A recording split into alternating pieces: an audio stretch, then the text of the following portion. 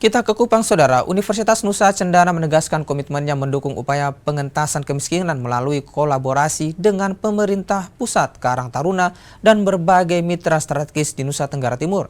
Berkat kolaborasi ini, Undana dan juga Karang Taruna berhasil menciptakan produk bernilai ekonomi. Rektor Universitas Nusa Cendana, Profesor Jeffrey S. Bale menyebut, sinergi antara semangat generasi muda, kebijakan pemerintah, inovasi kampus, serta dukungan Basnas menjadi fondasi utama untuk membangun NTT yang lebih maju. Pihak kampus juga mengapresiasi kepercayaan pemerintah yang melibatkan Undana dalam program pemberdayaan masyarakat berskala nasional.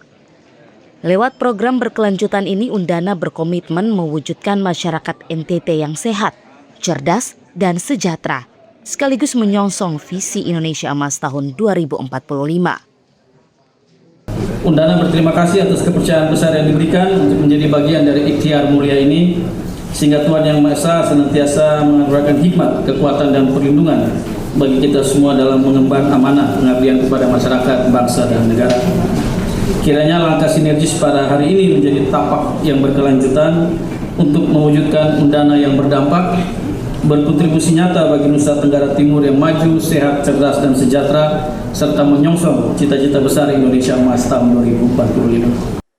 Apresiasi serupa disampaikan Deputi Bidang Koordinasi Pemberdayaan Masyarakat Kemenko PMK, Abdul Haris. Ia menegaskan kampus memiliki sumber daya manusia unggul yang mampu menghasilkan inovasi untuk memutus rantai kemiskinan. Menurutnya, perluasan akses pendidikan menjadi kunci utama dalam meningkatkan kualitas hidup masyarakat daerah tertinggal. Saat ini pemerintah pusat terus mendorong pergeseran kebijakan dari yang semula berfokus pada bantuan sosial, kini beralih pada program pemberdayaan mandiri. Salah satu contoh nyatanya adalah pengembangan produk olahan limbah yang mampu memberikan nilai tambah ekonomi bagi warga lokal. Sementara itu, Wakil Menteri Pendidikan Tinggi, Riset, dan Teknologi Fauzan menegaskan hasil riset mahasiswa maupun dosen harus memiliki dampak nyata di lapangan. Riset kampus tidak boleh berakhir sebagai dokumen akademik semata, melainkan harus menjadi solusi dalam mempercepat penanggulangan kemiskinan di NTT maupun wilayah lain di Indonesia. Ada riset, ada pengabdian. Bagaimana riset dan pengabdian itu dikonsentrasikan untuk kebutuhan-kebutuhan daerah, sehingga riset berdampak, pengabdian berdampak. Tidak hanya sekedar menggugurkan kewajiban seorang dosen, seorang mahasiswa, tetapi apa yang dilakukan oleh dosen melalui riset pengabdian, apa yang dilakukan oleh mahasiswa memberikan kontribusi mengatasi persoalan daerah.